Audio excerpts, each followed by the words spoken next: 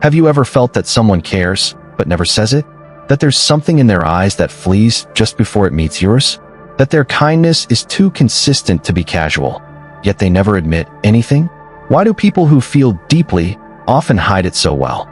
Welcome to Stillness Unfolded, a space where we explore the unseen, the unspoken, and the sacred silence behind every human connection.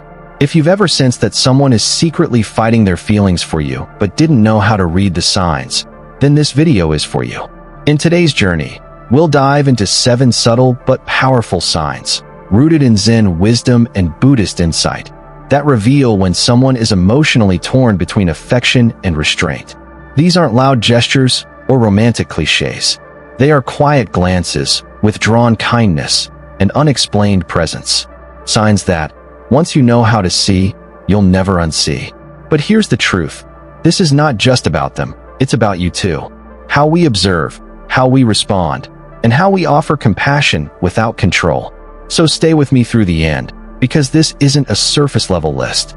Every sign we explore today carries layers of meaning that can transform the way you see love, longing, and silence itself. If you're new here, don't forget to like this video, subscribe to our channel, and hit the bell icon so you never miss another moment of mindful reflection. And as you listen, I'd love to hear from you. Drop a comment below and let me know which sign resonates with your experience most deeply. Ready? Let's begin walking the path of presence. Sign 1. The gaze that retreats before it meets. In the stillness between two eyes meeting, entire truths are born and buried. There is something ancient in the way a gaze flees. It's not always fear, nor indifference. It is the trembling of a heart that has not yet found permission to speak. We often think that love is shown through prolonged eye contact, through the eyes that linger. But just as powerfully, love may show itself through eyes that escape. A woman once visited a mountain monastery each autumn, bringing offerings of fruit to the monks. Among them, one monk, known for his stoicism, would always appear to be engaged in menial tasks as she arrived. He would sweep the same patch of stone again and again, adjusting stones already in harmony. But every time she looked his way, his eyes would dart, not in disinterest, but in defense. The gaze that avoids is not always an attempt to hide disconnection. Sometimes, it is a desperate effort to protect what feels too sacred to expose. Zen teaches that the eyes are not windows to the soul, they are mirrors of it. When a heart carries affection it has not yet accepted, the eyes cannot bear the weight of exposure. They run, not away from you, but away from themselves. Why? Because to lock eyes is to risk being known, truly known, and the mind that is still entangled in fear or bound by past wounds often recoils at such clarity. In Buddhist psychology, this is where vijnana, the discerning consciousness, battles with dukkha, the undercurrent of suffering caused by clinging, by resistance, by fear. The eyes, in their silence, become the stage for this battle. When you see someone's gaze withdraw just as yours extends, do not chase it. Do not demand presence. Instead, reflect. What might they be guarding? What wound does your closeness awaken? And more importantly, can you be content to witness without needing to possess? This is not a game of pursuit. It is the practice of awareness. Zen reminds us, do not reach for the reflection on the water. Be still, and the reflection will meet you. Sometimes, the most intimate moment is not found in locked gazes, but in the dance that occurs when one cannot bear to be seen, because they already feel too much. So the next time someone looks away too quickly, do not assume absence. Instead, consider presence in its most vulnerable form. That moment might not be rejection. It might be reverence. It might be love, still learning how to breathe. Sign 2. The quiet kindness that speaks without words. Some forms of care are loud, shouted, displayed, declared. But others whisper through gestures that expect no thanks, through actions so subtle they nearly vanish if not watched with stillness. There once was a young gardener assigned to care for the temple's plum trees. One rainy morning, as he slipped along the mossy steps, a monk nearby sprang forward without a word. His hands were trembling, his robe soaked, yet his grip was steady. He didn't speak. He didn't smile. And after the gardener was safe, he turned away and returned to sweeping, though the rain continued falling and the leaves had already been cleared. This is the kindness that is not offered to impress, not born of obligation, but arising naturally, almost uncontrollably, from a heart resisting its own longing. In Buddhism, this is karu, compassion, but not the general compassion we extend to the world. This is targeted tenderness, repeated care for a single being, even when one tries to convince themselves otherwise. When compassion is given again and again to one person, and that care is hidden like a secret offering to the universe, it often carries the scent of hidden affection. The one who helps you before you ask, who appears when you're in need without being called, may be battling a tide of emotion they haven't yet named. Not because they're unsure of what they feel, but because they fear what it might mean to speak it aloud. Zen teaches us that true presence doesn't require announcement. The falling of a leaf doesn't declare autumn, it simply is. In the same way, the one who cares for you in silence may not wish to admit the storm they hold within. But their service, small, consistent, almost ritualistic, is their confession. Pay attention to those who fix the crooked chair before you sit, who bring water before you ask, who walk a little slower when you're tired. These are not meaningless gestures. They are the language of love spoken by those who cannot, or will not, say the words. This kind of kindness doesn't want to be known. It only wants to be given. And in its quietness lies something deeply noble, because it gives without expectation and serves without demand. But behind that selfless veil, a struggle may live, the heart that longs to stay hidden while still finding ways to be near. Buddhism reminds us that everything done with intention leaves an imprint, not just in the world, but in the heart of the doer. When kindness centers itself again and again on a single person, it is more than a habit. It is an echo of suppressed devotion. So if you feel cared for in ways that are quiet, unnoticed by others, but constant, pay attention. It may not be a declaration of love, but it is likely love trying not to declare itself. Sign 3. The sudden distance after closeness. There is a silence that follows laughter. A pause that lingers not because the moment was empty, but because it was too full. Sometimes, the warmest moment is followed by the coldest retreat, not as a contradiction, but as a consequence. Have you ever shared a moment with someone, a spark of connection, a shared laugh, a gentle vulnerability, and then found them distant the next day? Their voice more formal, their presence less available? It is one of the most bewildering feelings. You wonder, did I imagine the closeness? Did I do something wrong? But what if that distance isn't rejection at all? What if it's a reaction to feeling too much? In Zen, there is a saying, when the gate opens too quickly, the wind rushes in. And sometimes, the soul shuts the gate just as fast, not to shut you out, but to keep itself from being swept away. Let me tell you a story. A novice monk once spent an afternoon walking the temple grounds with a traveler. They laughed over simple things, the clumsiness of a baby bird learning to fly, the way one tree seemed to bend toward the sun more than the others. It was light, unplanned, genuine. But for 3 days after, the monk kept to his quarters. No shared meals, no shared paths. When they crossed again, the monk's words were short, polite, formal. It wasn't cruelty. It was fear, not of the traveler, but of what had been stirred within. In Buddhist psychology, this is the dance between upadana, attachment, and vibhavatana, the craving for non-existence, or rather, the desire to avoid feeling. When a heart that has committed itself to detachment suddenly tastes intimacy, it can feel like stepping into fire. The instinct is to retreat, not because the fire burns in harm, but because it burns with truth. Closeness, for someone wrestling with their emotions, is dangerous ground. It threatens the stability they've built around themselves. It cracks open the armor. And so, they retreat, not because they want less, but because they suddenly fear just how much they want more. Zen advises us not to chase after those who step back. When the deer disappears into the forest, a master once said, do not follow its trail. Instead, sit beneath the tree where you last saw it, and wait. If someone withdraws after sharing warmth, don't rush to interpret it.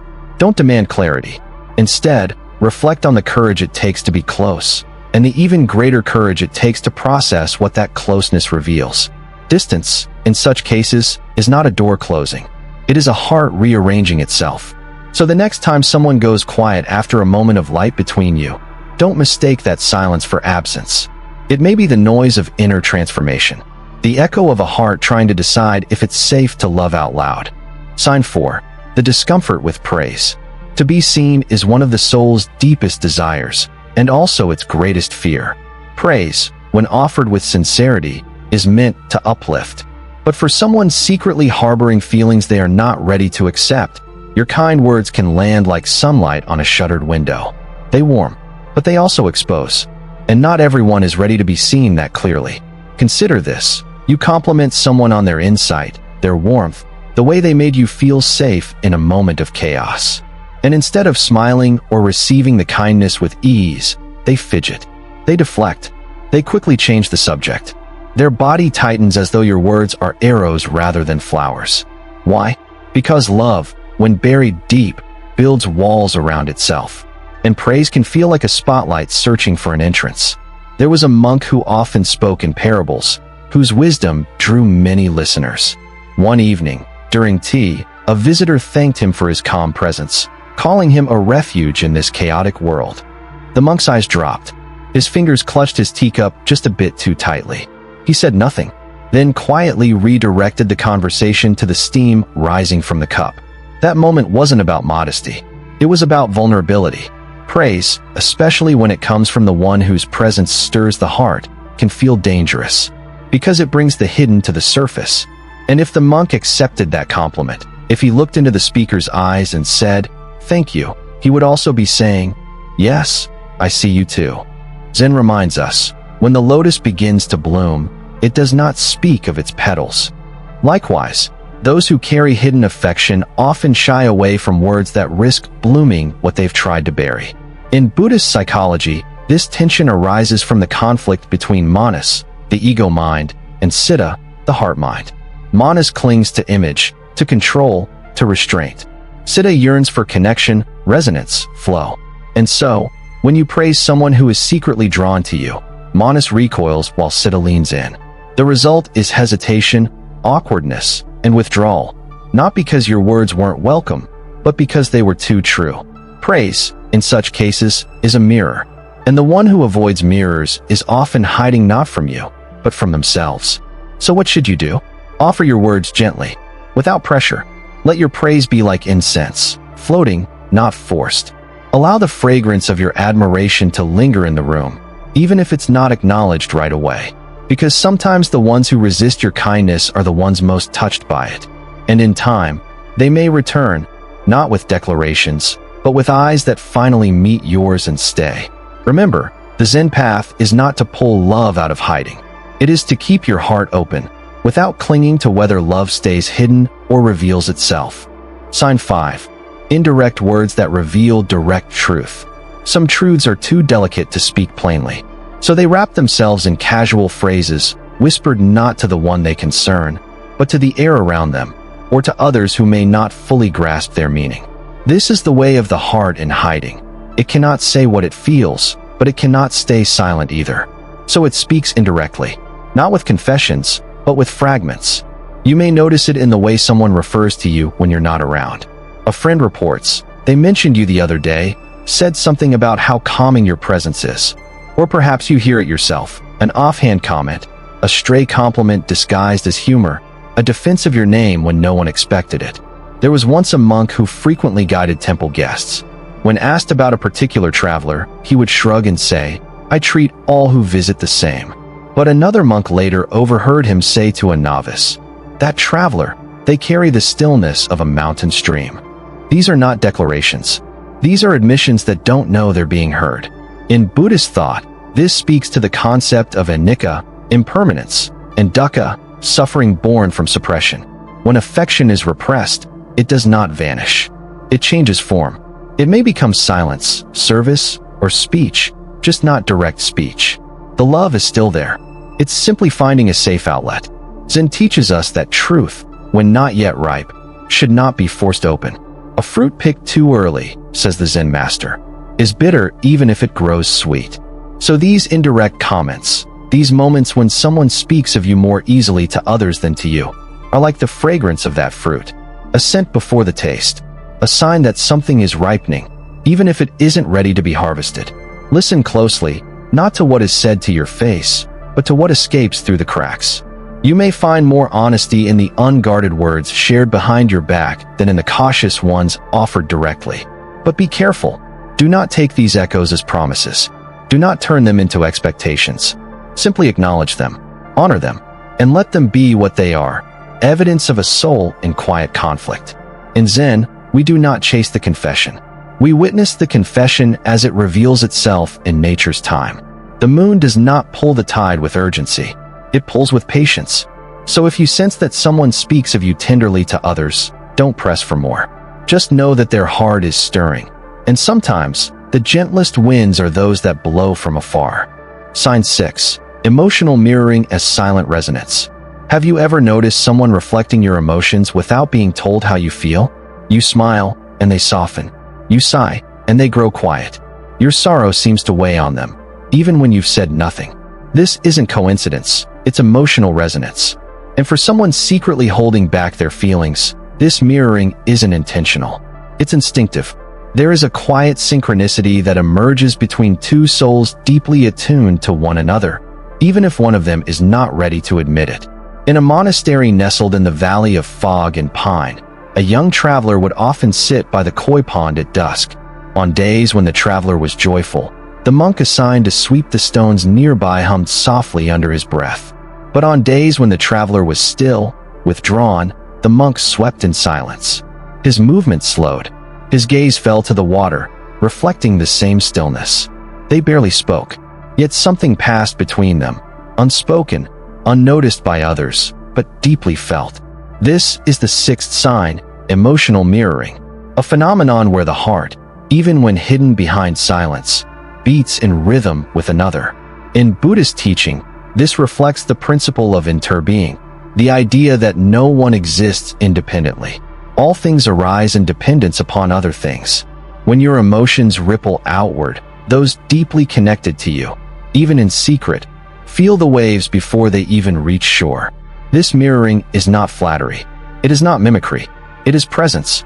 It is a soul that listens beyond words and responds without planning to. Because despite their resistance to express affection outright, they cannot help but move with your tide. Psychologically, this is a deep-rooted expression of limbic resonance, when the nervous systems of two beings begin to synchronize in emotional tone. In spiritual language, it is the soft tuning of hearts that have found a frequency in common. And yet, the one who mirrors you may not even realize they're doing it. That's the beauty and the sadness of hidden affection. It seeps into behavior, into gestures, into tone. Not consciously, but sincerely. Zen asks us not to interfere with this. When two strings are tuned to the same pitch, it says, pluck one and the other will sing. So the next time someone reflects your joy, your melancholy, your silence, pause. Not to label them, not to interpret them, but to witness. Because some connections don't need words. They need space. And the one who mirrors you may simply be expressing the only way they know how.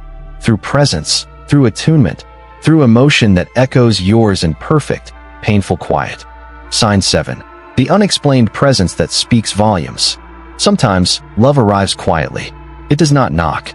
It does not call your name. It simply shows up and stays. You might notice it in the way someone is often nearby, without reason. They're not obligated to be there. They're not part of the schedule. Yet somehow, when you're alone, hurting, or simply sitting in silence, they're just there. They don't speak much. They don't demand attention.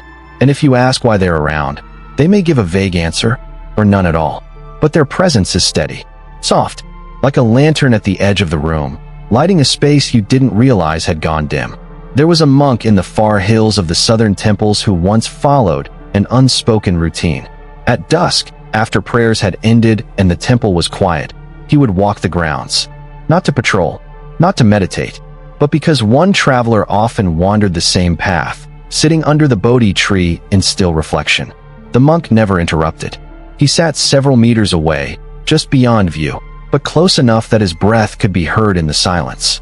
Night after night, for weeks, presence without purpose, closeness without conversation. That was his only offering. In Zen, this is known as Ma, the sacred space between. The pause between sounds, the stillness between movements, the quiet between words. It is where truth often lives. And presence, true, loving, unforced presence, is a form of Ma. It is the expression of a heart that doesn't know how to say, "I care," but has learned how to be there anyway. From a Buddhist lens, this echoes the practice of mindful witnessing.